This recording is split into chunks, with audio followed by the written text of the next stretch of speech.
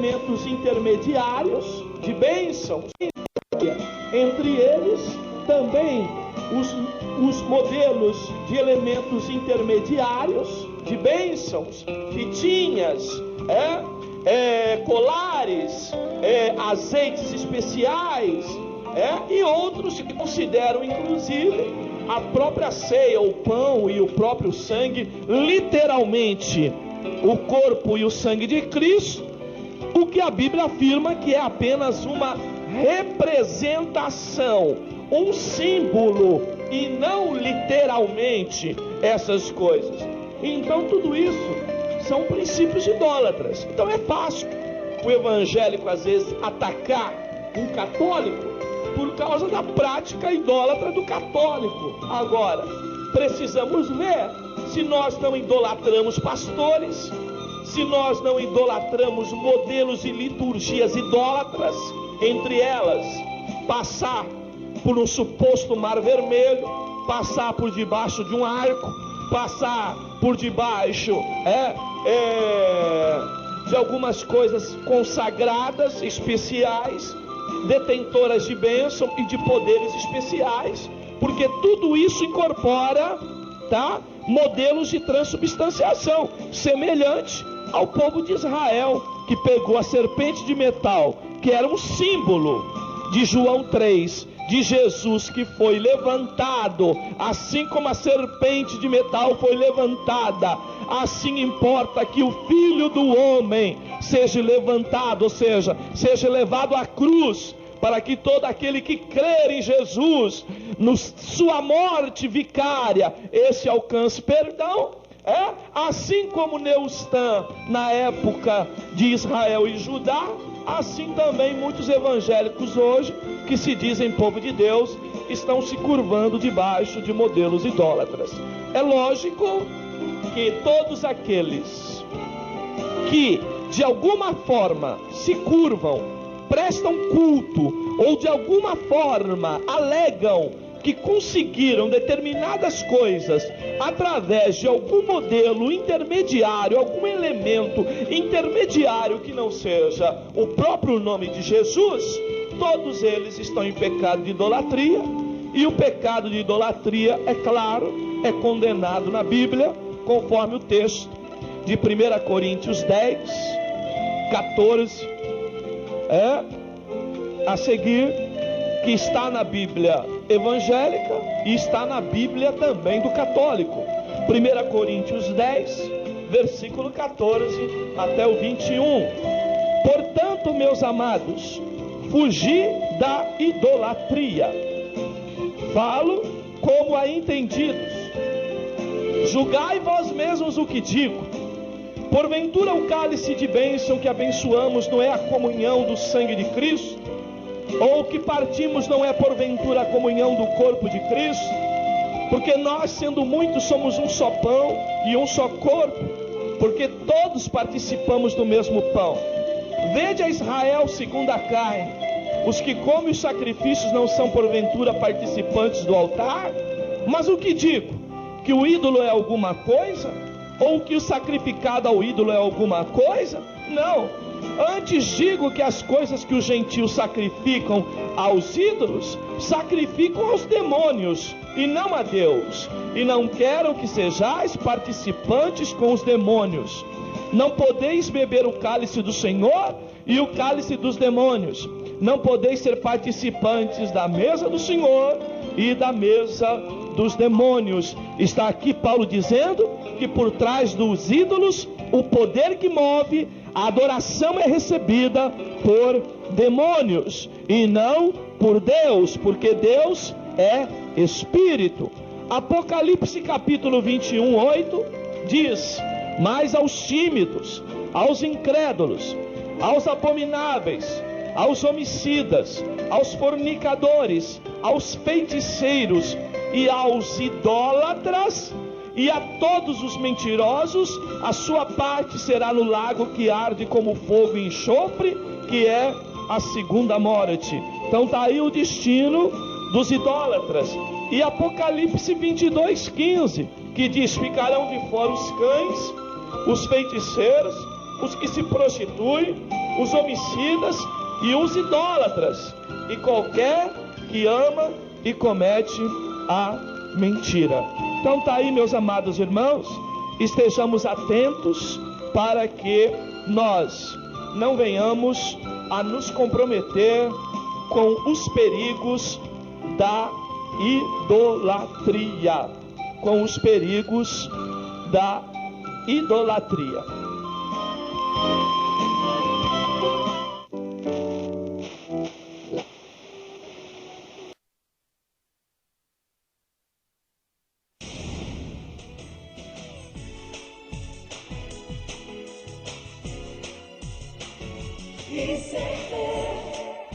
Defesa da fé,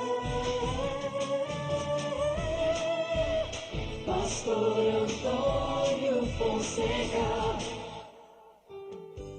Na aula passada, nós aprendemos que a família de Jacó, a convite de José, que o faraó pediu que José convidasse para no Egito, e eles vieram morar aqui na terra de Gósen, uma região muito fértil que fica no delta do Nilo. E eles estavam morando lá. Mas olha só que fato interessante acontece. Pegue a sua Bíblia apologética. Você que não pediu a sua Bíblia apologética, ligue e aproveite. Quem fizer a matrícula hoje para estudar teologia, ganha a Bíblia de novo de presente. Então faça o seu pedido. Por que ela é importante? Porque antes da introdução de cada livro, o ICP colocou uma página de estudo bíblico. Mas veja que interessante. Nós vamos ler em Êxodo, no capítulo 1, versículo 8. Procure aí na sua Bíblia apologética, Êxodo 1, versículo 8. Diz assim o texto sagrado. E levantou-se um novo rei sobre o Egito, que não conhecera José. Você sabia que da última página do livro de Gênesis, da morte de José, até o primeiro capítulo de Êxodo, nós temos mais ou menos 300 anos? Olha já que informação importante. Da última página, da morte de José, até esse texto que eu li, 300 anos mais ou menos. Bem, agora a pergunta, como que o faraó não conhecia a família de José? É verdade que José já havia morrido, mas como levantou um novo rei, um novo faraó, que não conhecera José? A história tinha essa dúvida, mas os historiadores, pesquisando, descobriram o que aconteceu. Veja, o Egito estava sendo dominado pelos Ixos. Quem são os Ixos? Reis pastores. Na verdade, a palavra Ixo significa reis pastores. Eles vieram lá do norte, vieram esses reis pastores, desceram e conquistaram o Egito. O nome, anota aí no seu caderno, Ixos, cujo significado, reis pastores. Ixos invadiram o Egito e tomaram o poder do Egito. Eu vou dar um exemplo para você. Mais ou menos o que aconteceu com o Iraque. Os americanos invadiram o Iraque e derrubaram Saddam Hussein. Não foi isso que aconteceu? A mesma coisa aconteceu no Egito. Os Ixos, que eram reis pastores, invadiram o Egito, ficaram no poder. Eles eram de origem semita. Está lembrado dos semitas, os descendentes de Sem, filho de Noé? E a família de Abraão também era semita. Havia uma familiaridade entre eles. Então os Ixos chamaram José e sua família para morar. Morar aonde? Morar no Egito. O Egito foi invadido pelos Ixos, que significa reis pastores. Eles vieram lá do norte e eles eram semitas. O povo hebreu que estava morando a convite de um faraó Ixo na terra de Gósen também eram semitas, eram pastores. O povo natural do Egito era agricultor, não gostavam de pastores. E eles também tinham motivo para não gostar. O Egito foi invadido por um faraó diferente, que não era da linhagem deles. E eles conseguiram novamente fortificar e expulsar os íxios. Então, o que acontece? O povo do Egito expulsa os íxios de novo. Os íxios vão embora. E o faraó percebeu, o faraó já egípcio, e tinha um povo morando na terra de Gósen, que não era da mesma descendência deles, que não era da descendência do povo nativo da terra, e que estava crescendo, multiplicando, um povo forte, um povo diferente. Aí o faraó falou: nós precisamos oprimir esse povo, nós precisamos escravizar esse povo. Por quê? Senão eles vão fortalecer, eles ficarão também fortes como os íxios e vão dominar o Egito de novo. E o que o faraó fez? Escravizou então os descendentes de Jacó. Daí o texto que eu li em Êxodo capítulo 1 e versículo 8. E levantou-se um novo rei sobre o Egito, que não conhecera José. Ou seja, um rei que não era íxio, que não era pastor, que não era de linhagem semita. Expulsou os íxios e escravizou o povo de Deus. Mas mesmo assim o povo crescia. Então o faraó teve uma outra ideia. Chamou as parteiras e pediu para que... Vou até ler o texto para você. No versículo 16, olha o que o faraó pediu para que as parteiras fizessem. Quando ajudardes a dar à luz às hebreias, e haverdes sobre os assentos, se for filho, matai-o, mas se for filha, então viva. Só que as parteiras temeram a Deus, e não obedeceu à ordem de faraó. O faraó chamou as parteiras, repreendeu as parteiras, e deu uma nova ordem. Olha o que disse o faraó. Então ordenou o faraó a todo o seu povo, dizendo, eu estou no versículo 22 do capítulo 1, a todos os filhos que nascerem lançareis no rio, mas a todas as filhas guardareis com vida. Desta forma, o povo que morava numa terra abençoada, na terra de Gósen, uma terra muito produtiva, deixa agora de viver em paz, torna-se escravo e ainda oprimido de uma maneira muito violenta, perdendo seus próprios filhos, vendo seus filhos morrerem por ordem do faraó, sendo lançados no rio. E é nesta hora que nasce, quando o povo está vivendo em período de aflição, que o povo busca a Deus de Abraão, El Shaddai, o Deus Todo-Poderoso, e Deus providencia um libertador. Sabe o nome dele? Moisés. Só que sobre Moisés eu vou falar, só que não é hoje não, na próxima aula.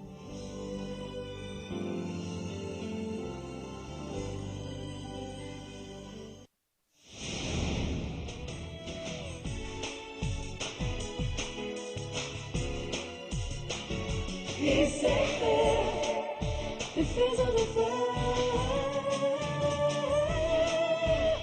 Pastor Antônio Fonseca. Na aula anterior, nós aprendemos como Israel tornou-se escravo no Egito. Está lembrado do texto que eu li? E entrou um novo rei, um novo faraó, que não conhecera, que não reconheceu a família de José, porque José já havia morrido, e escravizou o povo de Deus. E o povo naquela situação, sendo oprimido, não tem outra alternativa. Você sabe disso. Quando nós estamos passando por dificuldade, por uma grande luta, o que é comum? O que o crente faz? Busca a Deus. Foi o que o povo fez. Começaram a pedir misericórdia ao Deus de Abraão, ao Deus de Isaac, de Jacó, ao Todo-Poderoso, ao El Shaddai. E Deus levantou um libertador. Está lembrado do nome dele? Moisés, achado nas águas. Vamos agora para uma nova página da nossa história. Pegue o seu caderno. Eu fui convidado esses dias para tomar um café na casa de uma irmã, e eu cheguei na casa dela e começou a falar: ah, pastor Antônio, eu não perco um programa Defesa da Fé na televisão. E eu deixei ela falar. Aí eu falei: deixa eu ver o seu caderno então. E ela tinha mesmo, caderno universitário, bem feitinho, tudo anotado. Fiquei muito feliz. Já vou te avisar, se me convidar para tomar um café na sua casa, eu vou pedir para ver o seu caderno, hein? Então pegue o seu caderno universitário, faz de conta que aqui é o meu caderno, nesta posição. E vamos começar a estudar a vida deste homem, Moisés. Então escreva aí, bem em cima no seu caderno, vamos lá, Moisés, isto.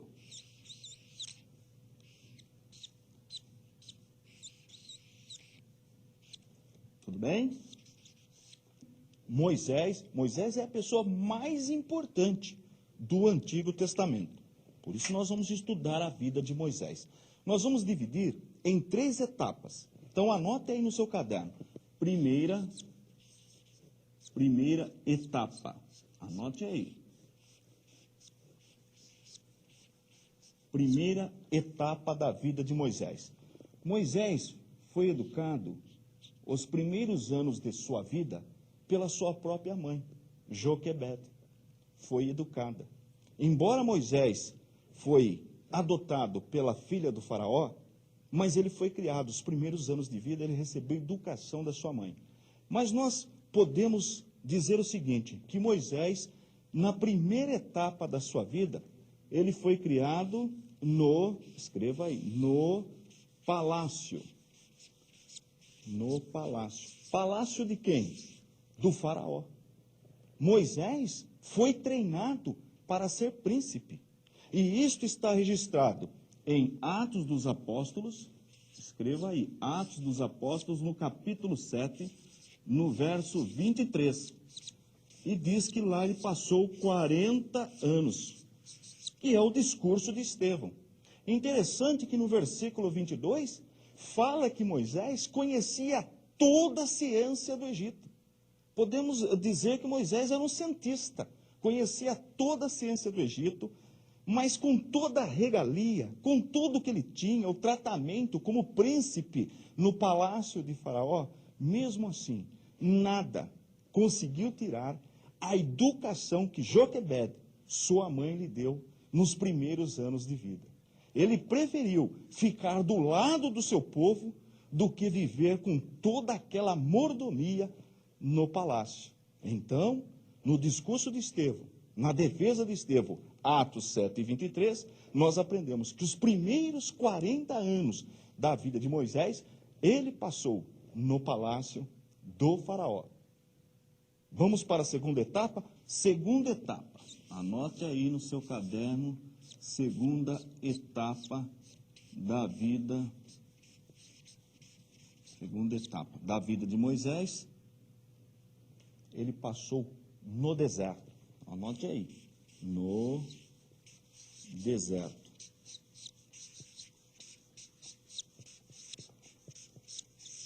E como nós sabemos onde está registrado Atos dos Apóstolos, olha a importância do livro de Atos, o discurso, a defesa de Estevão. Atos 7 e o versículo 30.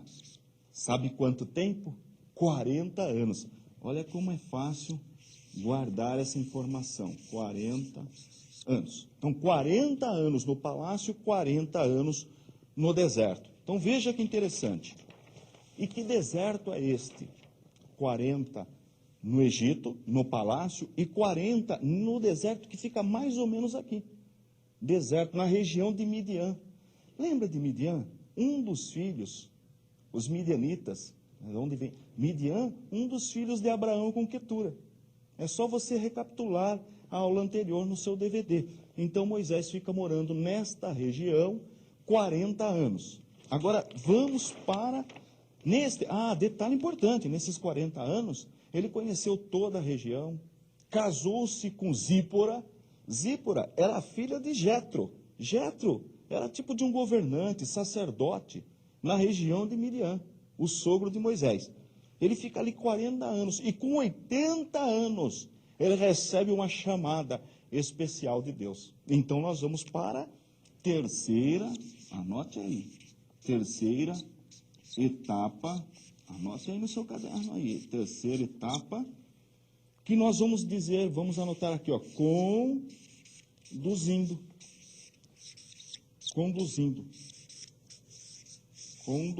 Conduzindo o quê? O povo de Deus. Conduzindo. E isto está também em Atos dos Apóstolos, Atos 7 e 36.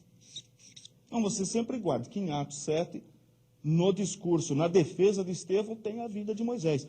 Um resumo. E quanto tempo? Interessante. 40 anos. Olha lá em cima agora. 40 anos no palácio, vivendo como príncipe, 40 anos no deserto e 40 anos conduzindo o povo de Deus aonde? No deserto. Então vamos lá, só para fechar a aula de hoje. 40 anos no Egito, 40 anos em Midian e 40 anos conduzindo o povo de Deus. E sabe qual foi o caminho que ele fez? Por onde ele conduziu o povo para chegar no deserto do Sinai? Eu vou falar, mas não é hoje não. Na próxima aula.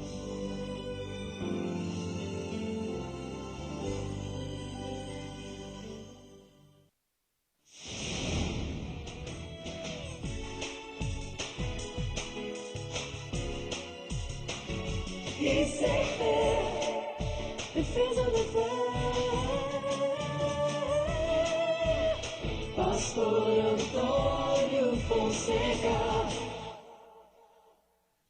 Na aula passada, nós começamos a estudar a vida de Moisés, a pessoa mais importante do Antigo Testamento.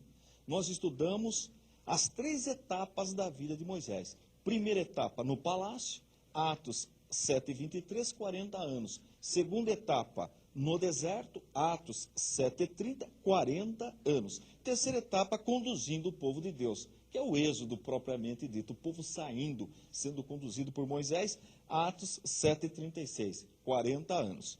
Vamos voltar aqui para o nosso mapa da região. Se você não lembra mais como fazer o mapa, pegue no seu DVD. Tem o 1 e o 2, lá você vai encontrar esse mapa, o mapa da região aqui do Mar Vermelho, do Egito. Bem, Mar Morto, Mar da Galileia, Mar Vermelho está escrito aqui, Mar Grande, que é o Mar Mediterrâneo, Rio Nilo, Delta do Nilo e a região onde os israelitas, o povo de Deus, estava morando, terra de Gósen, uma região muito fértil. Bem, Moisés, 40 anos no deserto, 40 anos em Midian. Midian é essa região aqui, bem embaixo do Mar Morto. Os midianitas são descendentes de Abraão com Quetura, Jetro era midianita e Moisés casou-se com a filha de Jetro, Zípora. Tudo bem até aí? Bom, e nesta região do Sinai, olha o Sinai aqui, o Sinai fica bem aqui, né, no meio aqui da forquilha aqui dos 2 golfos, o Golfo de Suez e Golfo de Acre. Bem, nós estaremos aqui. Se você for escolhido, for escolhido, contemplado pelo ICP, você vai passar 15 dias e nós vamos passar nessa região, subir o Monte Sinai, onde Moisés recebeu a lei. Olha que bênção se você for escolhido. Bom, mas voltando aqui no nosso mapa, Moisés volta para o Egito e foi falar com Faraó. Eu ensinei que da descida de Jacó com a sua família para o Egito até a saída do povo, nós temos mais ou menos 430 anos. E do livro, da última página de Gênesis até Êxodo, o livro de Êxodo, mais ou menos 300 anos. Tudo bem? Agora, você consegue imaginar quantas pessoas, quantos israelitas já estavam morando na região porque desceram? Sabe quantas pessoas? A Bíblia fala de 600 mil homens acima de 20 anos. Isto dá um cálculo de aproximadamente 3 bilhões de pessoas. É isto mesmo, 3 bilhões de pessoas. Você acha muito? Não é. Não é. Imagina o Brasil. O Brasil tem 500 anos e nós já somos em 190 milhões de habitantes. Estou falando de 3 milhões, não é muito. Agora, 3 milhões de pessoas escravizadas no Egito. E Moisés recebe agora ordem de Deus, recebe um chamado específico para tirar estes 3 milhões de pessoas das garras de Faraó. Volta e ali nós vemos Faraó com o seu coração duro, não queria libertar o povo de Deus. Aí Deus ordena as pragas, as 10 pragas do Egito.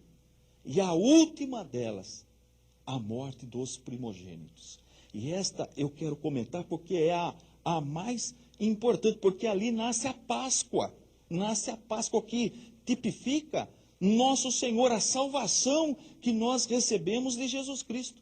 Porque aquele cordeiro que Deus pede, que Moisés passa todo aquele ritual, que eles deveriam de escolher um cordeiro sem mancha, sem defeito, e sacrificar aquele animal, pegar o sangue e passar nos batentes, no batente da porta ou das portas, aquele ritual tipificava Jesus Cristo.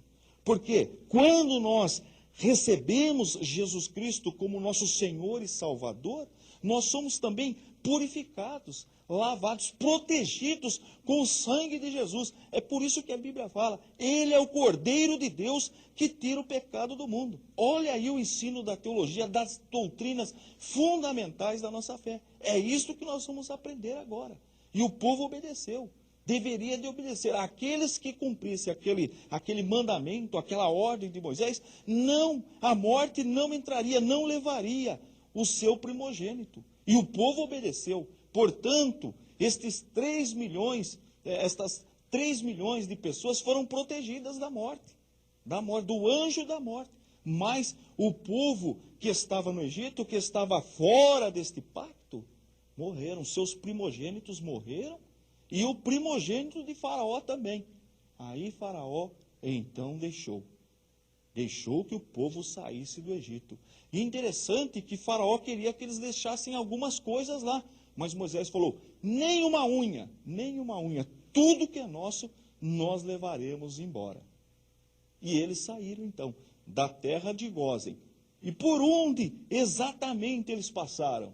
Eu vou ensinar, mas não é hoje não. Na próxima aula, nós vamos aprender o caminho, a trajetória do povo de Deus.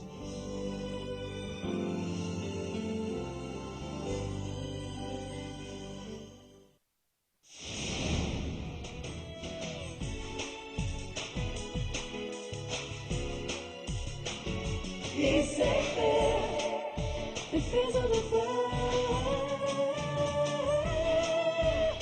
Pastor Antônio Fonseca. Voltando na nossa aula, hoje nós vamos para a saída. Êxodo significa a saída do povo de Deus do Egito. O Egito sofreu 10 pragas. A última, a morte dos primogênitos. Aí, de repente, você pode perguntar o seguinte, mas por quê? Qual o plano de Deus? Por que Deus escolheu a nação de Israel? Qual o propósito de Deus? São 3 os propósitos de Deus. Primeiro, Deus mostra a sua glória. O Egito era uma potência mundial, o primeiro grande império mundial. Com as pragas no Egito, com a destruição, o Egito nunca mais voltou a ser o mesmo. Entrou em decadência. Isto mostra, se você analisar, estudando depois o livro, cada praga representava uma divindade. Isto mostra que o nosso Deus, o El Shaddai, ele é sobre todos os deuses, sobre todos os reinos da terra. Então Deus queria mostrar à humanidade, deixar registrado na história a sua glória, o seu poder. Segundo, Deus escolhe Israel para, através desta nação, entregar para a humanidade a maior herança, o maior tesouro que o homem tem. Sabe qual é? As Escrituras Sagradas. A sua palavra. Deus escolheu Israel para entregar ao mundo a sua palavra, as sagradas escrituras. Mas não é só isso não. Deus escolhe Israel para entregar também ao mundo o Messias, o nosso Salvador, Jesus Cristo, nosso Senhor. Então, 3 são os motivos que Deus escolhe Israel, forma a nação de Israel, para mostrar a sua glória, para entregar ao mundo as sagradas escrituras e para entregar ao mundo o Messias, nosso Salvador. Agora, outro detalhe, a saída, a chamada de Deus, não tinha necessariamente só israelita, não.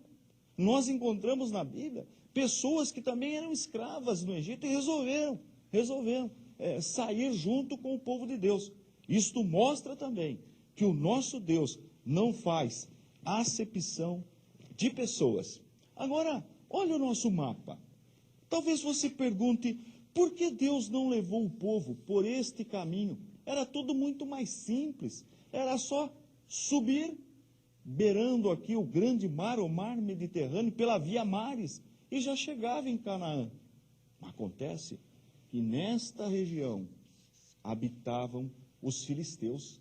E os filisteus tinham poderio bélico, eles dominavam a arte, o ferro, a espada, eles faziam materiais já muito avançado para a época. Agora imagina uma nação de escravos saindo, um povo, 3 milhões de pessoas que ficaram ali muitos anos na escravidão, saindo e enfrentando, chegando aqui com os filisteus que dominavam a siderurgia.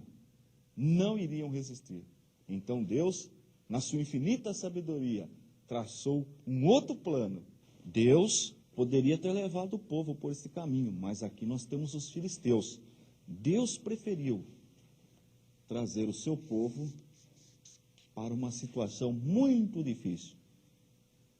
A olho nu, materialmente, com a visão humana, nós chegamos à conclusão que parece que Deus não entende nada de estratégia de guerra. Levar o seu povo de frente para o mar, montanhas dos 2 lados, e ainda para ajudar, o exército de Faraó resolve sair do Egito e vir atrás do povo de Deus. Olha que situação delicada. Mas acontece que o nosso Deus, Ele é o Deus das causas impossíveis. Tudo aquilo que dá para o homem fazer, o homem deve fazer. Então a ordem que Deus deu para Moisés, Moisés cumpriu. Trouxe o povo, mas dali para frente já não dava mais para Moisés solucionar o problema. Olha que situação. E o povo naquela angústia, naquele desespero, já tinha aquele sentimento de escravo. E agora ainda numa situação muito delicada. E a ordem de Deus qual foi? Moisés, diga ao povo que marche. E o povo marchou em sentido direto para o mar. E aí nós vemos um grande milagre da parte do nosso Deus. Deus abre o mar e o povo de Deus atravessa o mar para esta região. E o exército de Faraó tenta também, mas é destruído. Deus volta às águas do mar e o exército morre afogado. E o povo de Deus sai feliz, salvo do outro lado. Ao ponto, o povo ficou tão alegre que a irmã de Moisés, Miriam, começou a dançar e glorificar e a cantar louvores ao Senhor, dizendo: só o Senhor é Deus. Agora nós estamos com o povo de Deus aqui no deserto. Agora resta saber, por que Deus traz o seu povo em um lugar que não tem alimentação, não tem muita vegetação? Qual seria o plano de Deus? Eu vou falar, mas não é hoje não. Na próxima aula.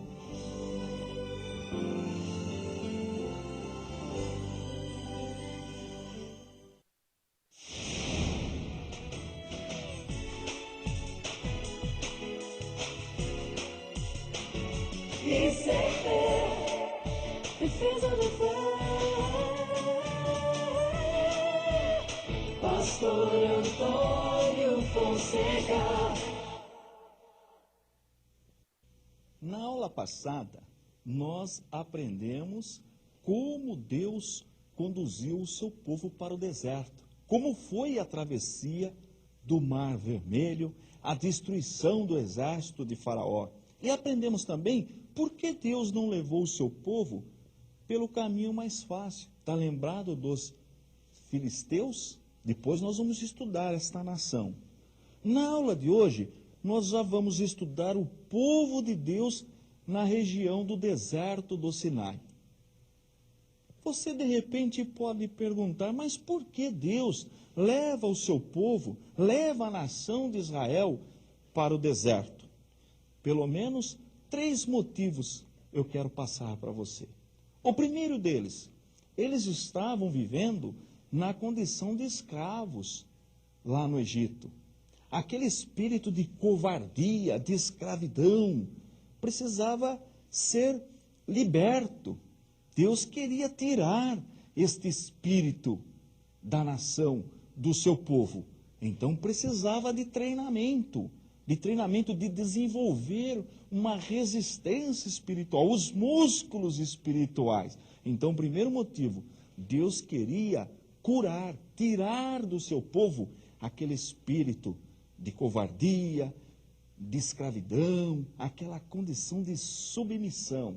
Segundo motivo, no deserto nós não encontramos vegetação, nós não encontramos alimento, nós não encontramos água. Deus era a única saída para a nação. A única escapatória do povo israelita era pedir para que Deus lhe desse o sustento. Ou seja, Deus queria que o seu povo dependesse 100% dele. E não é assim a vida do cristão? Quantas vezes nesta terra nós passamos por dificuldades.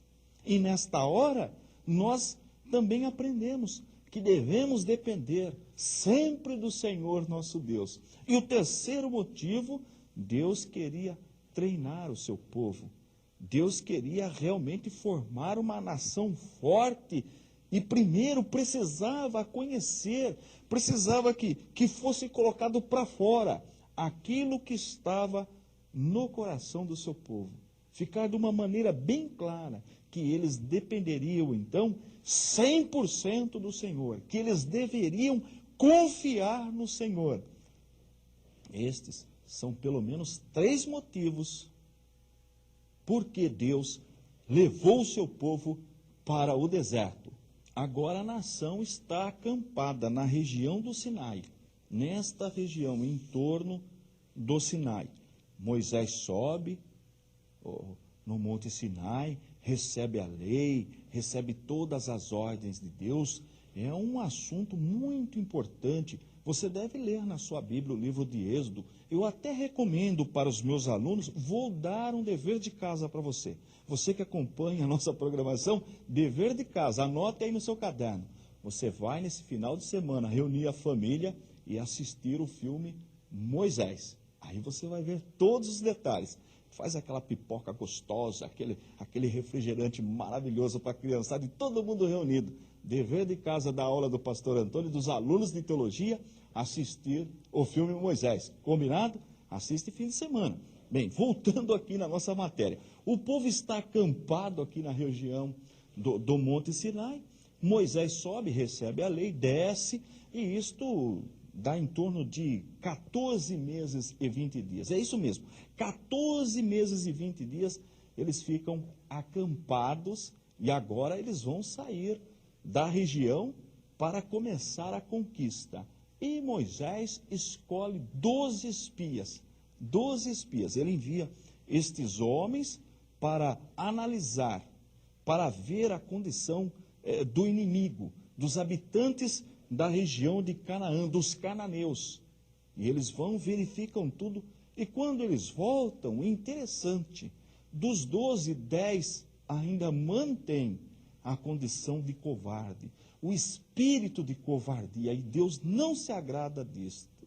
Somente Josué e Calebe demonstram força, coragem e realmente depositam a fé em Deus. Reconhece que quem irá na frente da batalha é o Senhor dos Exércitos, o Deus de Israel. Mas, em função destes 10 demonstrarem ainda espírito de covarde, agora eles vão ficar 38 anos, completando ao todo 40 anos, em função da desobediência, em função da murmuração, em função da covardia, vão ficar virando, girando, caminhando em torno desta região, 38 anos, porque ainda não estavam preparados para fazer a vontade de Deus. Na próxima aula, nós vamos começar com uma nova geração, porque toda essa geração, os menores, ou melhor, os maiores de 20 anos, eles vão todos perecer no deserto. Esta geração, acima de 20 anos, todos morrem no deserto. E Deus agora, com uma nova nação, uma nova geração, vai autorizar a entrada na terra prometida. Mas isto já é assunto para a próxima aula.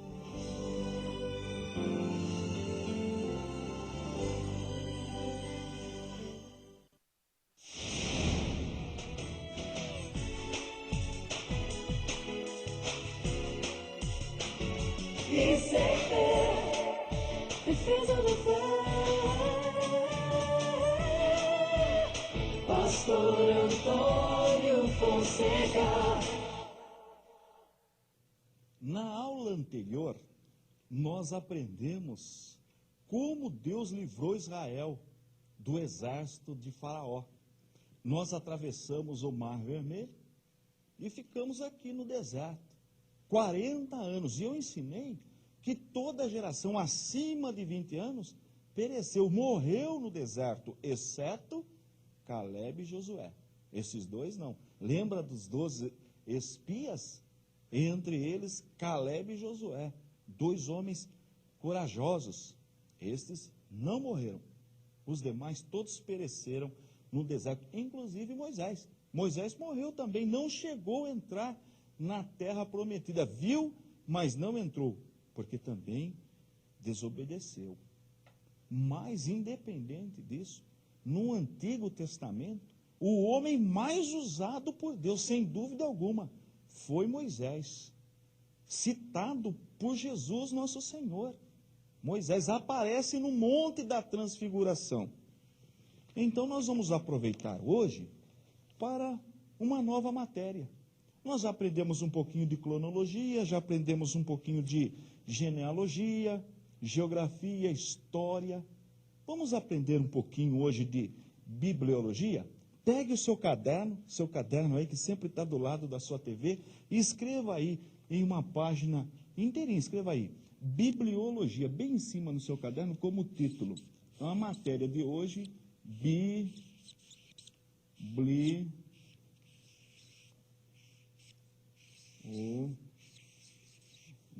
Esse é o tema de hoje, tá? Então, logia nós já aprendemos, estudo. Bíblia, a palavra de Deus, bibliologia, estudo da palavra de Deus. E o que nós vamos aprender em bibliologia? Os 5 primeiros livros da Bíblia. Você sabe de cor o nome dos 5 primeiros livros da Bíblia? Quando nós concluirmos o nosso curso, nós vamos ter decorado os 66 livros da Bíblia. Então vamos aprender os 5 primeiros, aí durante a semana você fica estudando. Primeiro, escreva aí no seu caderno. Primeiro, Gênesis, primeiro livro da Bíblia. Fácil, significa começo. Ali está narrada o surgimento do homem, está narrado o surgimento do homem, do mundo, do cosmo, o surgimento, tudo começa no livro de Gênesis. Por isso que Gênesis significa começo. Vamos para o segundo livro da Bíblia, Êxodo. é o livro que nós estudamos, Êxodo significa saída. A saída do povo de Deus do Egito. Está lembrado? Êxodo, saída. Segundo livro, terceiro livro da Bíblia. Terceiro livro da Bíblia, Levítico,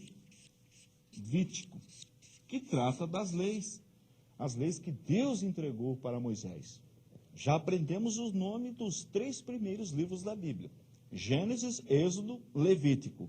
Começo, saída do povo do Egito, Levítico, livro onde tem as leis, as ordenanças para os levitas. Depois nós vamos aprender detalhadamente. Quarto livro, escreva aí no seu caderno, Números. Números é o livro que trata da organização das tribos. Cada filho de Israel, de Jacó, vai formar uma tribo. Então precisa de organização. O nosso Deus é organizado. Então, em Números, nós vemos a contagem, a organização, a separação das tribos. E, por último, o quinto livro da Bíblia, escreva aí no seu caderno,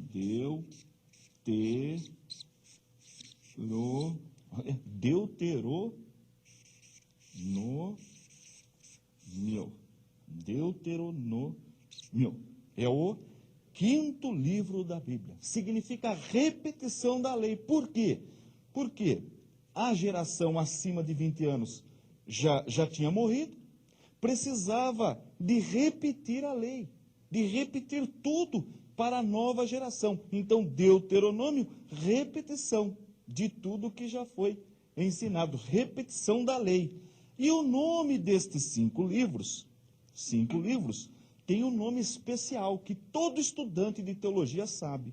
Escreva aí, então, para fechar.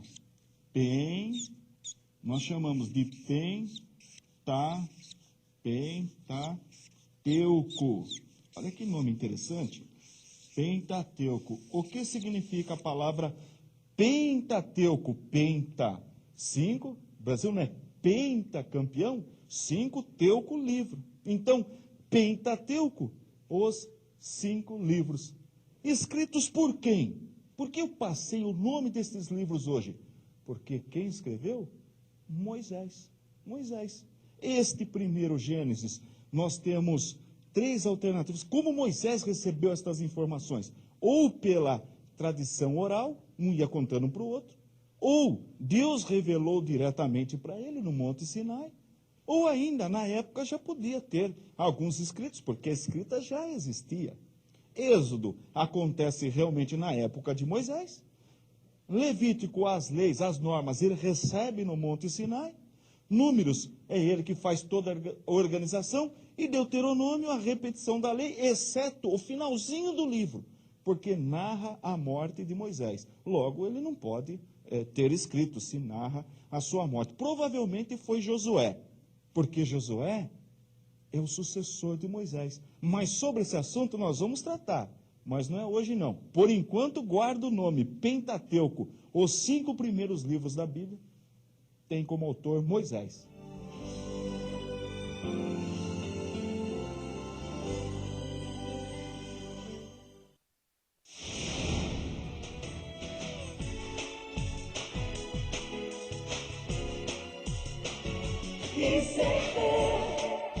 Defesa da fé. Pastor Antônio Fonseca. Na aula anterior, nós aprendemos sobre Moisés, os escritos de Moisés, os 5 primeiros livros. Está lembrado do Pentateuco? Gênesis, Êxodo, Levítico, Números e Deuteronômio. Hoje nós vamos falar do sucessor de Moisés, porque Moisés subiu com o povo até na região, na entrada, aqui na travessia do Rio Jordão, mas ele morre antes, e Deus pede para que Moisés deixe um sucessor, e o sucessor de Moisés, Josué. Lembra dos 2 espias? Entre os 12, só 2 eram corajosos, Josué e Calebe. Josué, então, é escolhido para ser o sucessor de Moisés. E hoje nós vamos tratar deste assunto. Pegue o seu caderno e nós teremos uma lição muito importante. Pegue a sua Bíblia também, de preferência a Bíblia apologética. Abra no 6º livro da Bíblia, o livro de Josué, sucessor de Moisés. No capítulo 1, versículos, vamos ler aqui a partir do versículo 5, diz assim: ninguém te poderá resistir. É Deus falando com Josué. Todos os dias da tua vida, como fui com Moisés, assim serei contigo. Não te deixarei, nem te desampararei. Esforça-te e tem bom ânimo, porque tu farás a este povo herdar a terra que jurei aos seus pais lhes daria. Tão somente esforça-te e tem muito bom ânimo, para teres o cuidado de fazer conforme a toda a lei que meu servo Moisés te ordenou.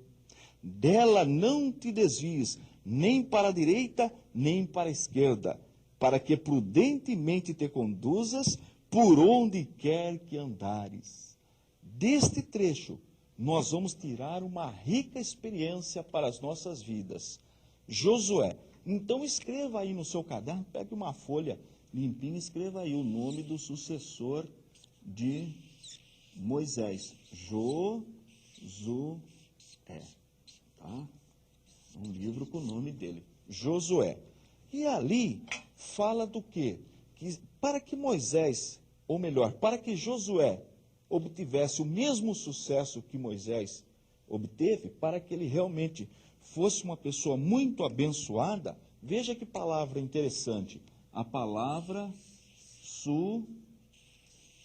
uma palavra que todo mundo fala hoje em dia, que está na moda, todo mundo quer ter sucesso, todo mundo quer ser próspero, todo mundo quer ser abençoado. Então nós vamos aprender como fazer para ter sucesso.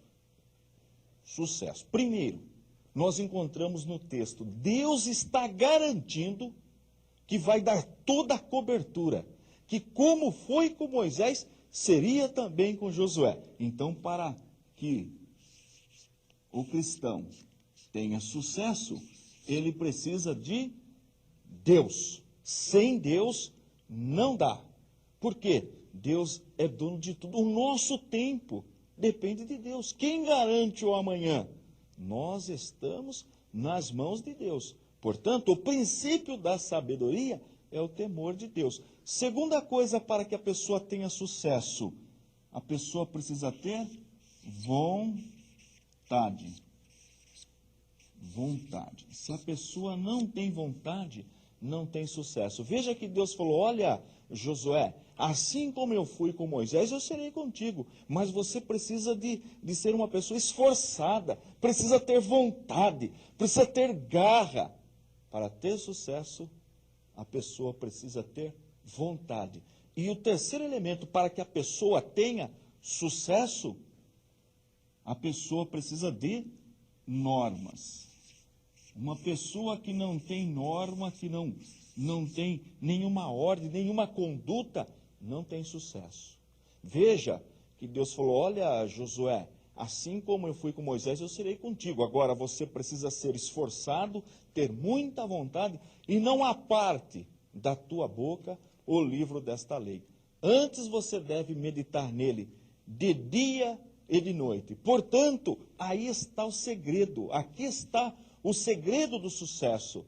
Deus em primeiro lugar, muita vontade, muita garra e seguir norma. Se você é um profissional da área de mecânica, você precisa conhecer as normas da mecânica para que você tenha sucesso na sua profissão. Se você é um da área de medicina, precisa entender as normas, conhecer o corpo humano, para que você seja um bom médico, para que você realmente seja uma pessoa dedicada, tenha sucesso naquilo que você está fazendo.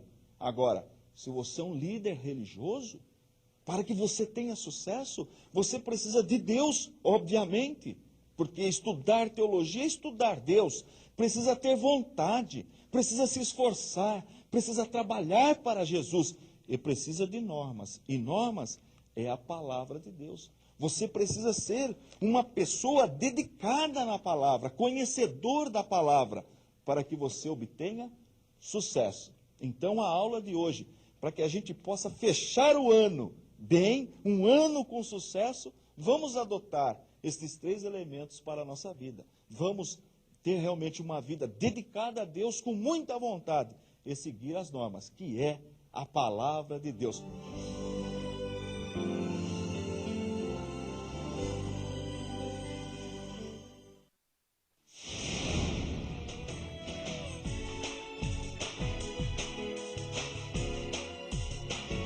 Receber defesa da fé. Pastor Antônio Fonseca. Na aula anterior, nós começamos a estudar sobre a vida de Josué, sucessor de Moisés. E nós vimos ali no primeiro capítulo do livro de Josué, que Deus orienta Josué. Deus diz que assim como foi com Moisés, seria com ele. E nós aprendemos que para que Josué tivesse o mesmo sucesso de Moisés, para que ele tivesse vitória, 3 coisas eram necessárias. Primeiro, Deus em sua vida. Ele tinha a garantia de Deus. Isso é importante. O temor de Deus é o princípio da sabedoria. Para que tenhamos sucesso na nossa vida, no nosso dia a dia, precisamos de Deus. Segundo, vontade.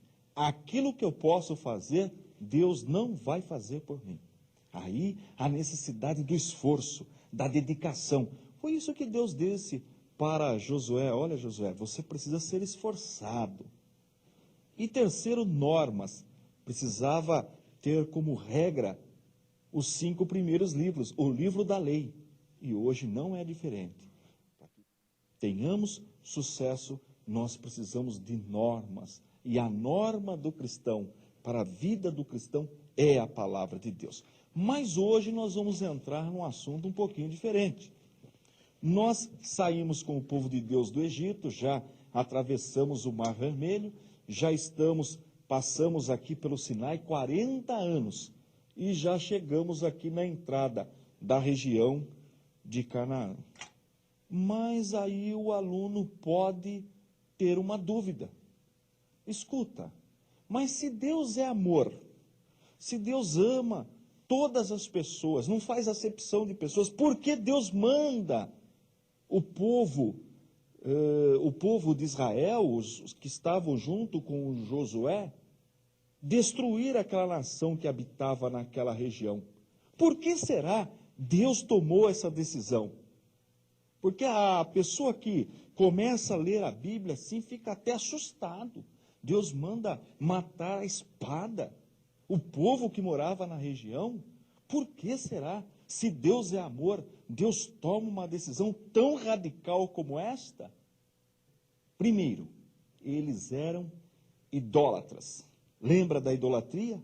Como surgiu a idolatria? Se você esqueceu, pegue o DVD, faça uma recapitulação. Idolatria. O idólatra, ele esquece de Deus. Ele passa a prostrar-se, a adorar uma imagem de escultura. Ele deixa de servir o Criador para adorar algo feito pelas mãos dos próprios homens. Então, primeiro ponto, eles eram idólatras. Mas só isso foi o que levou ao extermínio? Não. Eles praticavam a sagrada prostituição. Toda mulher, pelo menos uma vez na vida, deveria prostituir-se em um destes templos. Eles praticavam a sagrada prostituição. Mas é só isso, porque eles eram idólatras e se prostituíam? Não. Tem mais um fator. Eles praticavam o sacrifício humano. Sacrificavam os seus próprios filhos. Queimavam os seus próprios filhos vivos. Jogavam na fogueira. Era esta a prática, o culto dos cananeus. Agora, olha que interessante o que a Bíblia fala. Abra sua Bíblia no primeiro livro, no livro de Gênesis, no capítulo 15 e no versículos... Vamos ler o 14, o 15 e o 16. Diz assim: mas também eu julgarei a nação a qual ela tem de servir e depois sairá com grande riqueza. Isto fala do Egito, que nós já aprendemos. E tu irás aos teus pais em paz em boa velhice será sepultado. Agora o detalhe, e a quarta geração tornará para cá. Para cá onde? Abraão está falando desta região, para a região de Canaã. Tornará para cá, porque a medida da injustiça dos amorreus não está ainda cheia. Sabe quantos anos a geração de Abraão ficou fora? 400 anos, é o que o texto fala. 400 anos. Então veja, o que isto mostra? Mostra que Deus é amor e mostra também que a paciência de Deus tem limites. Deus esperou 400 anos e não houve arrependimento por parte dos cananeus. Então agora chegou a justiça de Deus. Então vale como lição da aula de hoje. A paciência de Deus tem limites. Na próxima aula, nós vamos invadir, então, agora, a terra de Canaã.